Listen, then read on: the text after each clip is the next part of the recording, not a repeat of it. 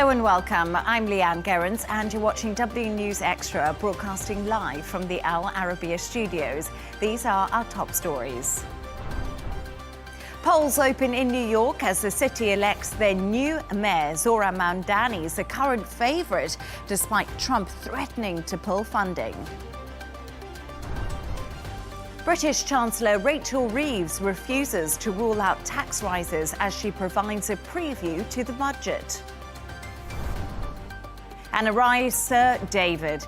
David Beckham is knighted at Windsor Castle for his services to sport and charity.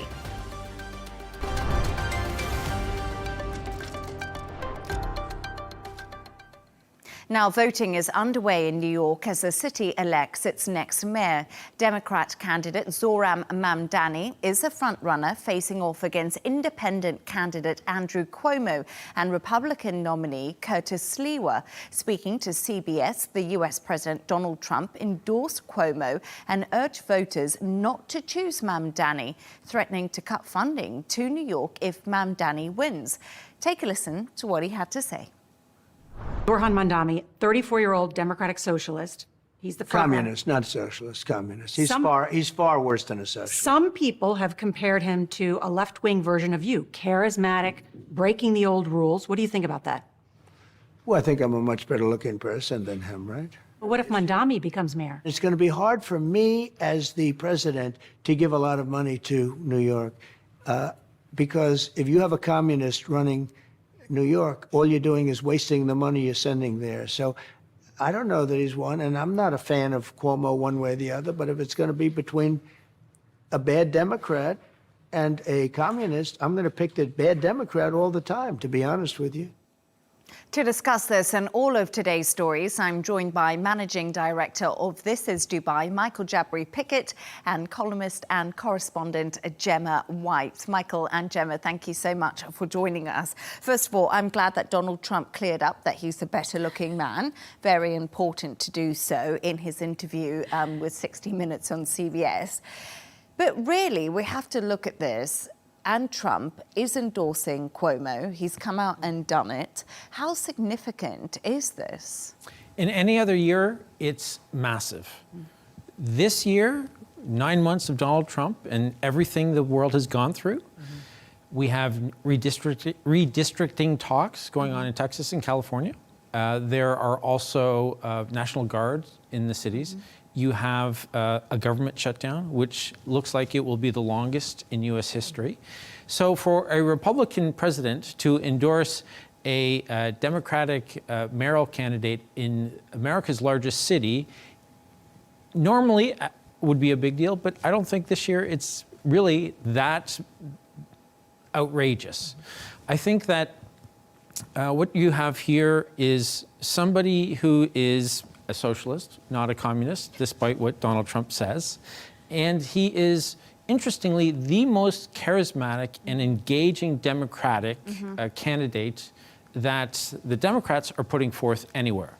And I think that that's one of the interesting situations that have arisen, is that will the Democrats lean into Mamdani's success, or will they shy away from it? Chuck Schumer has not endorsed Mamdani, and you have several other Democrats who haven't. So it is a big deal, but it just seems like it's par for the course for 2025. And it's so interesting, Gemma, because Mamdani, we've seen, as you mentioned, very charismatic. He's young, he's 34 years old, and he's been so great in these debates. We've seen him go head-to-head with Cuomo in. And what has his response been to Donald Trump? Because we mustn't forget, he also has a massive following on social media. It's true. I mean, he's 34 and Cuomo is 67. The optics are there, you know. He's youthful, he's vibrant, he's vigorous. So he's come out strong. He is absolutely refusing to be cowed by Trump's words. He said that he would address that threat for what it is. It is a threat and not the law. We all know that Trump cannot cut or reduce the funding to New York simply because they have elected him, or if they elect him as mayor.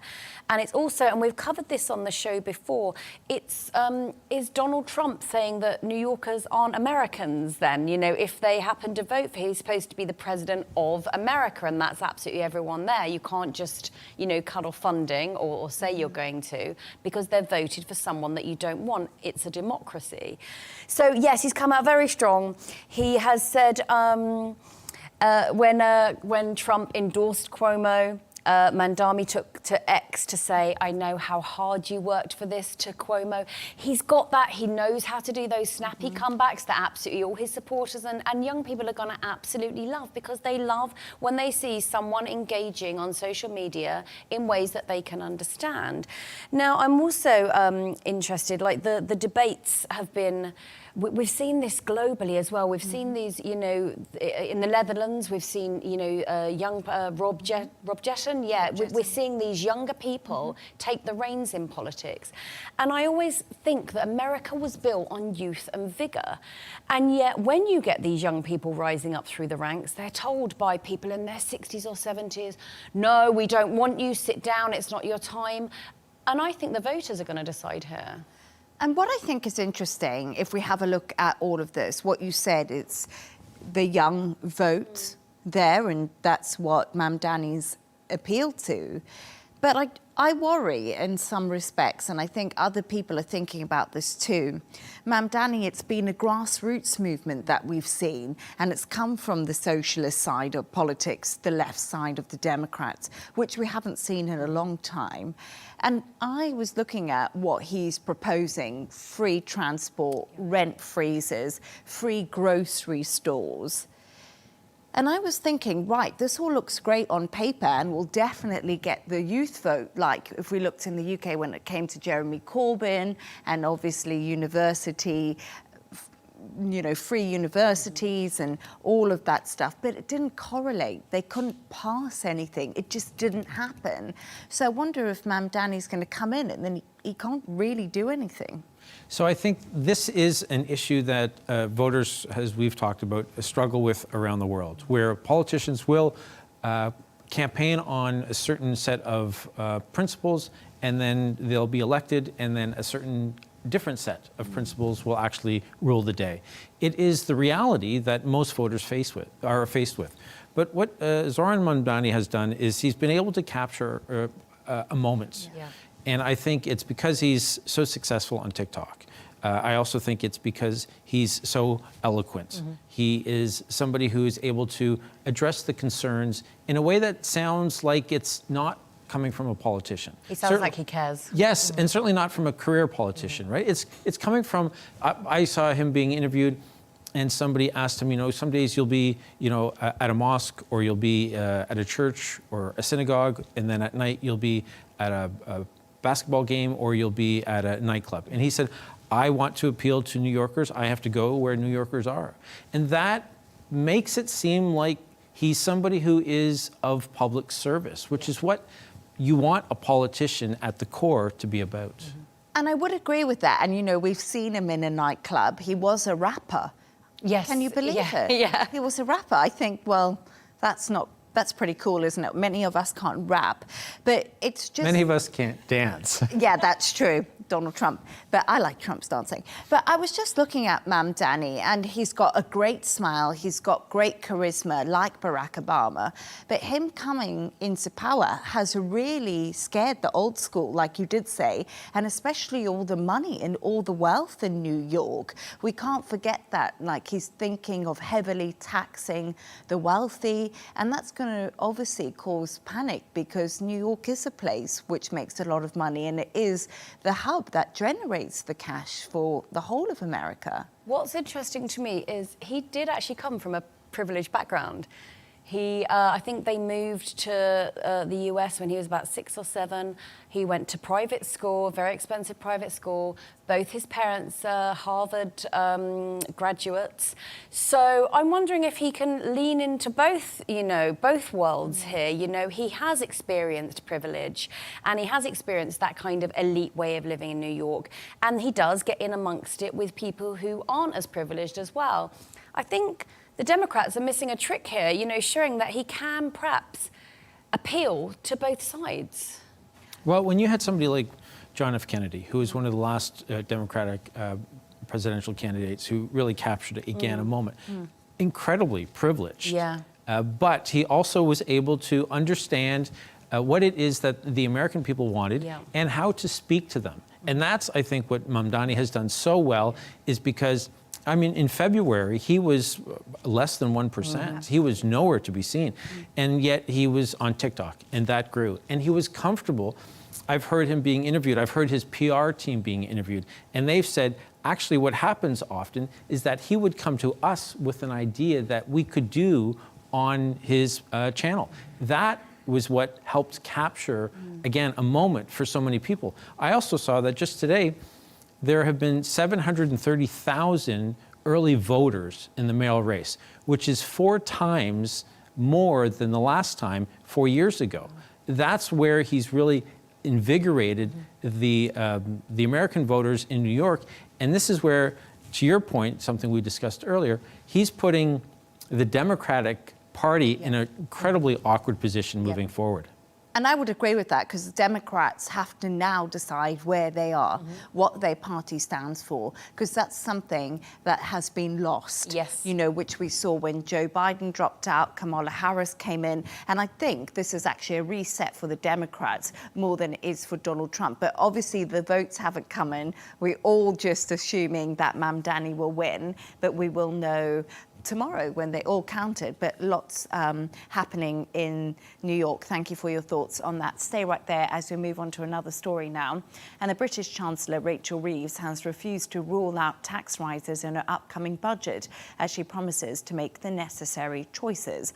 In an unprecedented move, Reeves provided a preview to the media ahead of the official announcement on the 26th of November.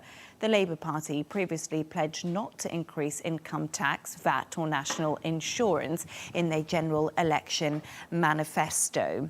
So we are hearing right now about Rachel Reeves there and her speech a little bit earlier. Gemma, I must admit something. 8:15 a.m. this morning, she gave this speech. People were not expecting it, probably still asleep. Yeah. Very unusual. Normally, chancellors lock themselves in a dark room, hashing out the numbers weeks before the budget. Why do you think that they decided this was necessary now? I think there's bad news coming, and they wanted to perhaps roll it out in stages, as opposed to on November 26th, boom, there it is. Here's the news that everyone's expecting, which is that there's going to be tax increases. So, yeah, I think it's actually, whether you agree with it or not, and obviously most people, if they're paying their taxes, won't agree with it, but it's a savvy political move, I think, to start laying the groundwork. People don't like to be ambushed. I do think, that's what she's doing. She's preparing people for what's going to happen.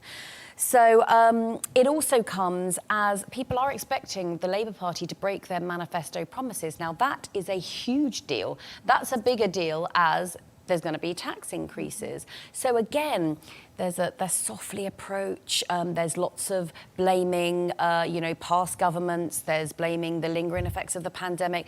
There is, laying the blame and laying the groundwork, and that's exactly what this speech was. And I find it interesting because you said she was getting ahead of the story, but I actually think she was slightly behind the story, because for weeks and weeks in the press in the UK, there's been speculation that the taxes were going to rise. And this has been spooking investors and markets. So I think she kind of was between a rock and a hard place, and she had to come out and say, OK, officially, I don't know what's in the budget, as they always do, but here is X, Y, and Z. So she's in a difficult position, undoubtedly. But what I find interesting is everyone's blaming each other in the UK. If we look at all the different parties, you know, we've got the Conservatives, we've got Reform, we've got the Greens, we've got the Liberal Democrats, well, completely normal in politics. But my big question is, who is really to blame? Labour have been in power for over a year now. Tories were in power for a very long time. And do voters actually care? Do they care that Brexit happened 7 years ago and people, more than that, people are still, like, they want it now, don't they? They voted you in now. Absolutely. Voters don't care about the backstory. They don't care about what excuses you have. They care about what you said on the campaign trail and why they voted for you. But I will say this. In fairness, and here I am defending another politician, in fairness to Rachel Reeves, when her government was elected, it was July 2024. That was 6 months before Donald Trump assumed or took his oath to start his second term in office. So life was different then. You have Donald Trump with his tariffs. You also have the burden that he's putting on them for to increase defense spending as well. So it was a different world order, and she recognizes that, as you said, she has to start to lay the groundwork because she's got a few weeks now where she can sort of make sure that she can float some stories out. And I also wonder, being cynical and also being a journalist, if in fact she won't put a name to this, but the reality is that maybe there is going to be some blame put on Donald Trump because he's the one that's insisting on the tariffs. He's the one that's insisting on a certain percentage of the budget being spent on defense. She does allude to it. She said the world has thrown even more challenges our way in the last 12 months. So, yeah, there is that alluding already. Yeah, you're right. But I find it's quite interesting because we talk about what's happened. And, you know, she obviously pointed to things of the previous Tory government in her predicament and said this has left her in the situation she was in because of all the cuts they made to welfare. She's also saying, obviously, Brexit is something, and that's the austerity policies that have been put in, so there's a lag effect. But then I kind of look at it all and I think, well, the UK is in a better position at the moment than the EU if we want to look at Donald Trump's tariffs, because they got a 10% tariff. They were the first country to make a deal with Donald Trump when it came to the tariffs, and that was mainly because they had Brexited and he didn't have to deal with the Goliath that is the European Union. And the European Union right now arguably is going through a harder time because they've all had to increase defence spending. The UK is just doing it marginally. So I wonder if Rachel Reeves is making a mistake here, trying to blame everyone else and not just put her hands up and said, right, it was my fiscal headroom and it was the fiscal rules I put in place that are now affecting me because we're not seeing growth in the UK. Productivity's lagged. So I don't know if she's telling the truth.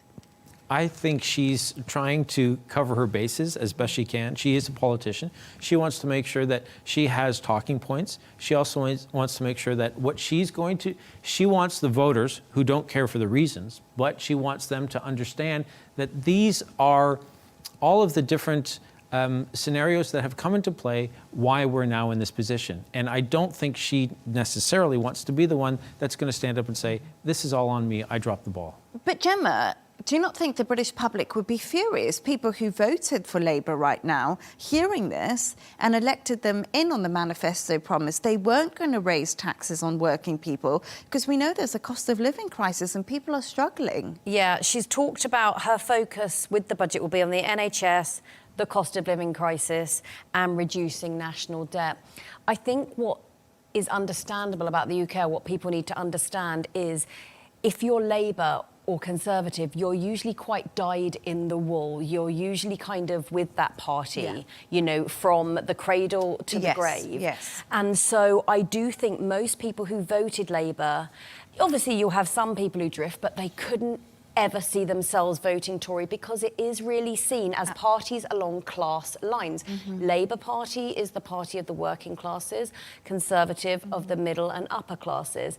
And so I think even if you voted Labour on the premise that, you know, there wasn't going to be any tax hikes, I still don't believe that those voters could be able to bring themselves to then vote Conservative next time. But we see Reform stealing those votes. Yes. And that's something that we haven't seen before. And we saw Reform doing that in Wales, which is traditionally Labour heartland. But it's going to be really interesting to see because the budget is only 3 weeks away. And normally a rabbit's pulled out of the hat. But I think she's telling us there's no rabbit this time round. But The hat is empty. yeah, the hat is empty, I'm afraid. Thanks for your thoughts on that. Now let's move on to another story. And crews have demolished part of the White House's East Wing, making way for a new $300 million ballroom championed by President Donald Trump. The century-old structure was torn down despite appeals from preservationists to warn the redesign could overwhelm the building's historic balance. Trump insists the new ballroom will be the most beautiful in the world, funded partly by major corporations and private donors, a move that raised ethical concerns about both access and influence. I didn't know how to say Preservation. Thank you so much. Anyway, we'll move on swiftly from that. Michael, what do you make of all of this? So, of course, it's going to be the most beautiful ballroom. Donald Trump is the most beautiful man. He has the most beautiful makeup. He's going to have the most beautiful ballroom. So, one of the, I was on social media. I was looking at a lot of the posts that had on X in particular, and what was upsetting the right-wing people is that every president has gone through renovations at the White House.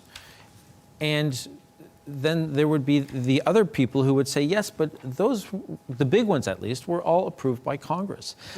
And Donald Trump, of course, as there have been over the last little while in the United States, there have been the No Kings protests. And Donald Trump doesn't seem to accept that he's, the president of a republic. He's not an autocrat. He is not in a position where he can just do whatever he wants. But he is also, and this is one of his great strengths, he is also a businessman, and specifically a real estate businessman. Yes. So he knows if I destroy it, no court order is going to be able to come in and tell me not to destroy it because I've already done it. Yes. So he just goes about doing what it is that he thinks is best. And it is going to be 90,000 square feet. Now, the White House is only 55,000 square feet. So the fact that it's going to be a wing or a part of, no, it becomes the main component of the new structure. No, absolutely. It's going to be huge. Yeah. It's going to be massive. And Donald Trump just does make me laugh when it comes to stuff like this because he's outraged everyone, but he doesn't care. He's like, I'm building this ballroom. It's going to be gold, and this is what I'm doing. And Hillary Clinton, this made me laugh. She came out and said, it's not his house, it's your house, and he's destroying it. And Trump replied, I may name it the Monica Lewinsky Ballroom. He's just he's like, listen, I'm going to upgrade this place. I'm living here. Fair enough. Gemma, he's also proposed an Arc de Trump. Yes. To commemorate the country's 250th anniversary next year. Arc de Trump might take longer than a year to build, maybe? I think this, obviously they're celebrating their 250th anniversary, so we'll see how long the Arc de Trump takes to build. This is being done, evidently, with the leftover cash from the donors from the ballroom. Oh. So again, it's privately funded. There's so much being privately funded right now, it sets alarm bells ringing. Yes, he wants to build a triumphal arch across from the Lincoln Memorial in Washington. Now, it's been dubbed the Arc de Trump, obviously, and it's to commemorate the 250th anniversary next year, being privately funded. And it's based on the Arc de Triomphe in Paris. And I found this interesting because I feel that Trump would really love to have the kind of history that Europeans have in the US, because he talks about the UK a lot, the sense of history, and he really loves the all king. of that. He loves the yes, royals. He does. He really kind of that sense. So I think this is his way of trying to sort of get some of that yoldy-weldy that he craves so much. So, yeah, he unveiled the plans for it at one of the dinners for the ballroom, and he said there's a small version, a medium version, and a large version. I think we can all guess which his preferred version was, yes. It's being fully financed, and the architects have already come out on X to talk about it, saying America needs a triumphal arch. You know what, something? I just remembered that when he unveiled it, he had a great Gatsby party, and I saw all the pictures from that, and everyone was talking about the Gatsby party. And if we look at the interior of the ballroom and of the toilet, he redid the Lincoln toilet, which is all marble. He is making it look almost royalty. You could compare it to a palace, this ballroom, in many ways. It's pretty phenomenal, and so many people can fit in there. It's huge. Yes, and past presidents would say that when they would have to have state dinners and they would erect tents, it was a huge inconvenience, and it was not becoming of the White House. So, again, I've said this before, Donald Trump, I think, has great vision, but his follow-through is not always in keeping with the Republic. He wants to make the decision, and he wants to do what he wants to do on his own timeline. So if he had come out with this idea and said, I think we should be doing this, and he had brought in all the preservationists and all the White House historians, and they had discussed it, and they had taken years to do it, I think everybody would have been fine. In fact, some of the changes that came under Bush II continued under President Obama, because that was, to Hillary Clinton's point, this is not the person who lives there, it's not their house, it is the people's house. So they have to make sure that they're continuing to do what's best for the house, and so that it stays and it is stable.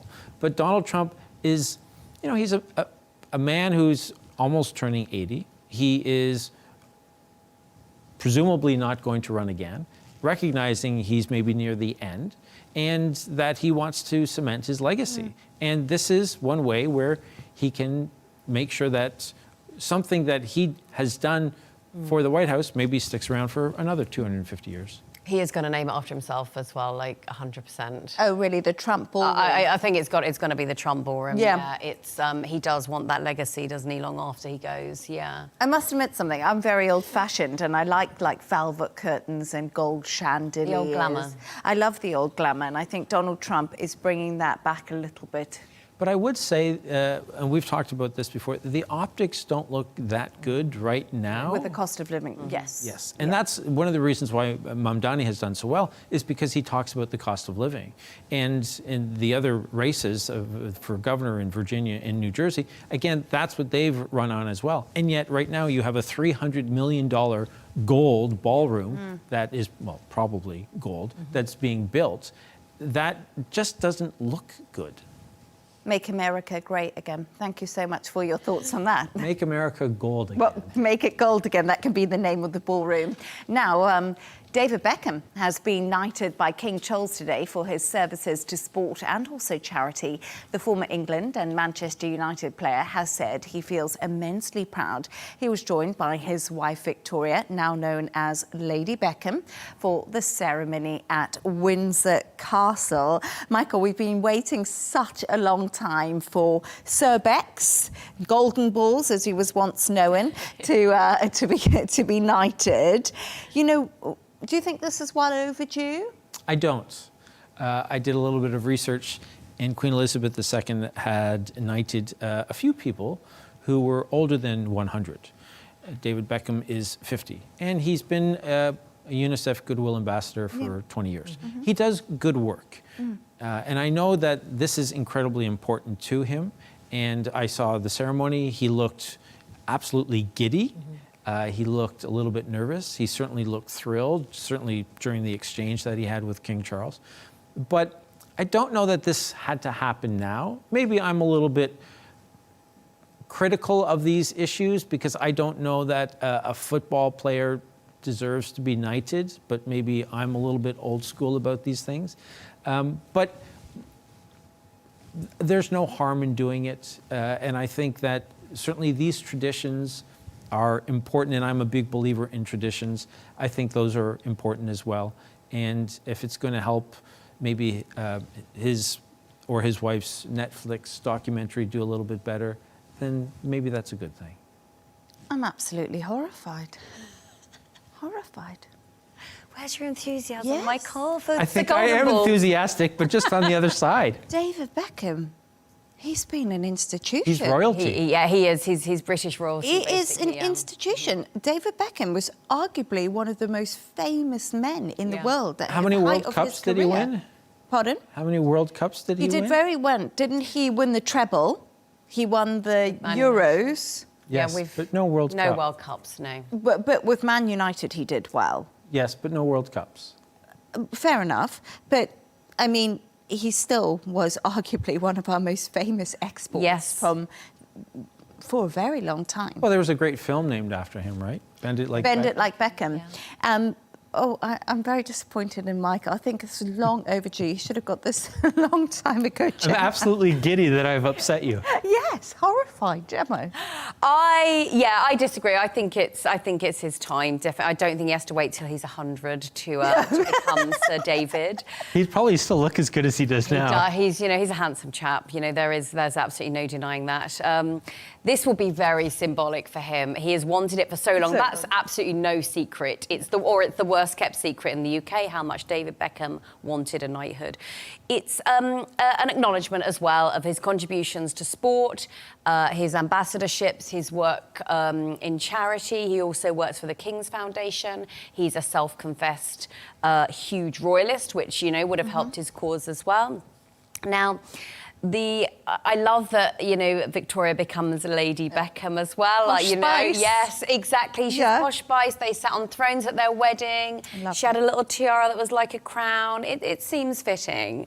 I love the history behind this. So knighthoods were introduced to England in 1066. So you've got like 1,000 years of history behind this as well. So the symbolism is big. Now they're not hereditary. So these are not titles that get passed on to the children.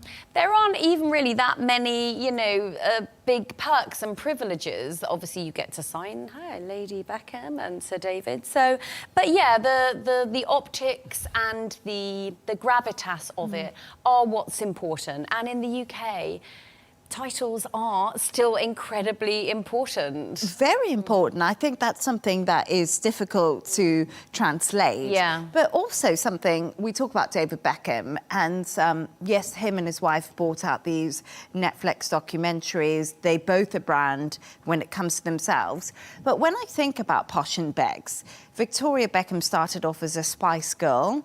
She's made her way. And David Beckham was just a lad from the East End who was good-looking, talented at football, and he managed to build a whole brand. Becks arguably changed football because I remember Sir Alex Ferguson always said that he's become bigger than Man United. And that was a big problem, because he knew he had the vision to have a brand early on. And now we see that with Cristiano Ronaldo. We see that with Lionel Messi. So many of them. So he gets some credit for being self-made, surely. I would also give him credit because, as a sports person, I respect and admire the way that he always conducted himself. I think he was, in the true sense, there are the sportsmen who are in it for the business and the showbiz side of things. And then there are some who are, and I think David Beckham is one, who was in it for the love of the game. And I think that the way that he carried himself, making sure that he was humble, making sure that he was always putting the team first. I think in that sense, when he was on the pitch and even off it related to football, I think he did an admirable job of trying to grow the game as best he could. And also saying that I am not bigger than the team, I am not bigger than the sport. But he can, of course, in many people's eyes, be seen that way. But he was someone who was willing to stand back a little bit. And for that, it's somebody I'll tip the cap to. I think he is a trailblazer, for sure.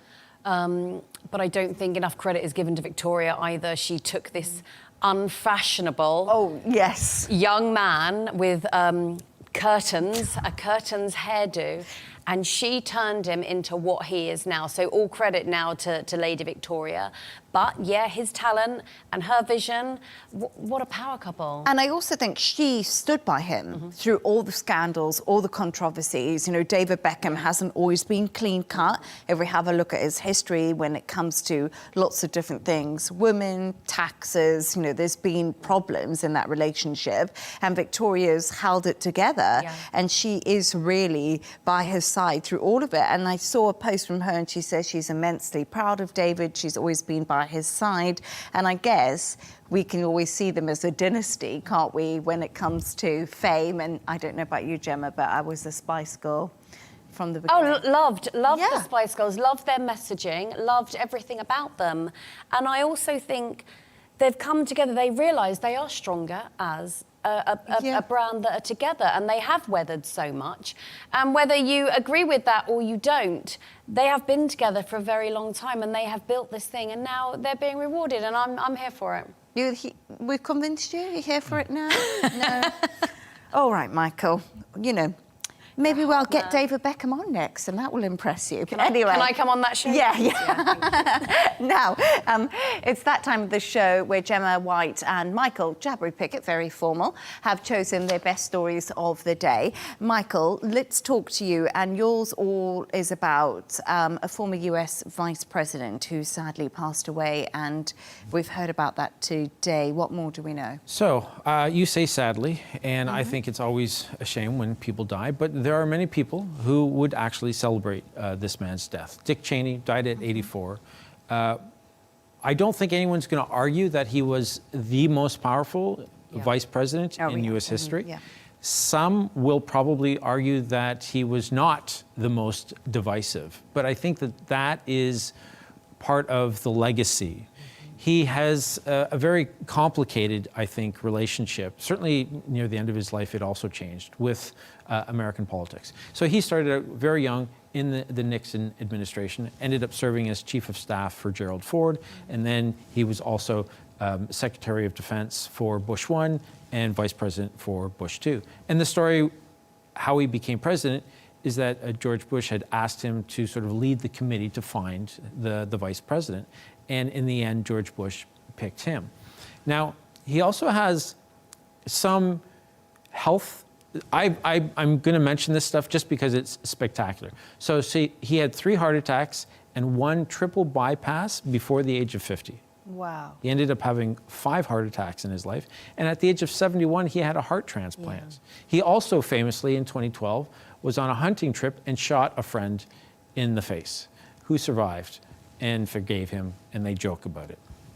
But in this part of the world, specifically in Iraq, he is somebody who would almost, him and Colin Powell, would be the face of weapons of mass destruction. Yeah. And that is where I think a lot of people struggle trying to understand what good he would have done after 9/11, because it was Bush II and Dick Cheney who were in the office when 9/11 happened. And the last thing that I would say is where his near the end of his life, of course, his daughter ended up running for the Wyoming congressional seat that he held for many years, and he called Donald Trump a coward and the greatest threat to our republic. He recognized that he was a Republican, but he also was an American first and foremost. And I think that maybe for some who were pretty harsh towards him during his life, he might have redeemed himself a little bit near the end.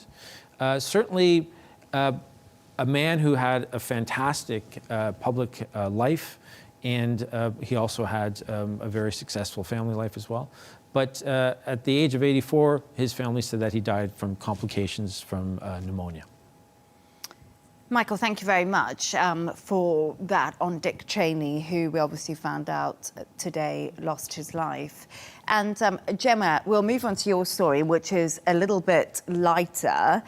And Gen Z thinks the word we've all said is actually cringe. Gen Z thinks everything is cringe, everything.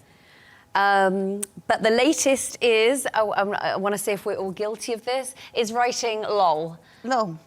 In your text. Yeah. Yes, LOL. Are we all guilty? No, I don't. I do it all the time. And sometimes I even put LOLZ, like lols. Lols. Okay, right. That's crazy. That's really cringe. So cringe, Leigh-Ann, honestly. Cringe. Yeah. So this is a poll of 2,000 Gen Zers. And it's about texting and phone behaviour and what they find most cringe. So lol came out top of cringe. I'm cringe, I put my hands up. I'm a lol cringe. Yes, and also the most cringe emojis. Now I'm going to see if we're all guilty of this. Now number one is the poo emoji. You know, with the smiley face. No, I don't use that the one. most cringe. Oh, I yeah. don't use that. No. Although, second is the monkey covering its eyes. Oh, use that one. Right, okay, cringe. I like that No, one. not cringe. 3, this is me all the time, the thumbs up. No, I don't use that one. So my last job, they told me that was actually passive aggressive and the wrong thing to do, so I stopped. Right, okay, Oh, not wow. cringe, passive aggressive. Yep. Okay. And 4th is the awkward grimace. What's that? You know, when it's a bit like, Oh, I don't use that one. right, not cringe. no. No, I don't. Right, so we're not that cringe as far as emojis go. Can I tell you what, emojis just annoy me too? Like, I hate it when you text someone and they just send you back emojis. Yeah, Like, what is that? What is that? Like, But you say- could carry on conversations with just emojis. Yes. But I don't want to do that because I don't understand half of it, because it's just annoying. Well, we did have to explain 6-7 to you earlier. Oh, I've got so, no idea, yeah. Michael and Gemma explains a new word, 6-7. 6-7. But I feel like I'm becoming so cringe because I have a side parting. That's Yes, cringe, isn't you it? show your ankles. That's cringe. Cringe, Yes. yes. So you're ticking all the cringe boxes. I'm ticking some cringe boxes. Michael seems to be ticking. No, fewer trust me. cringe boxes. I have children. My kids are 29. I have colleagues who are younger than my kids, and they say that I do many things cringe. The one thing that they do that I find actually amusing is that they say that I have a typical white man's laugh. Now, I'm not sure what that means, but whenever they tell me that, I then laugh like the typical white man. But you are a typical white man. I think There's I am. nothing wrong Yes. with that. Yes, but I think it just accentuates the cringe aspect. Oh, or yeah. I'm leaning into who I am. And I think that's quite nice. I think we should all be ourselves. But I must admit, I'm like completely cringe. I've got a nephew, he's 14. He thinks I'm so out of touch and so cringe. And now Gemma, he's going to watch us and be like, I told you. He's You going to never feel believed me." vindicated. Absolutely. Auntie Here's to Leigh-Ann being is cringe. I'm proud. Proud of being cringe. Yeah. Thanks to today's guests, Managing Director of This Is Dubai, Michael Jabri-Pickett, and columnist and correspondent Gemma White. And that's all from us on W News Extra. Don't forget to subscribe to our YouTube channel. Of course, follow us on X. Goodbye and have a good evening.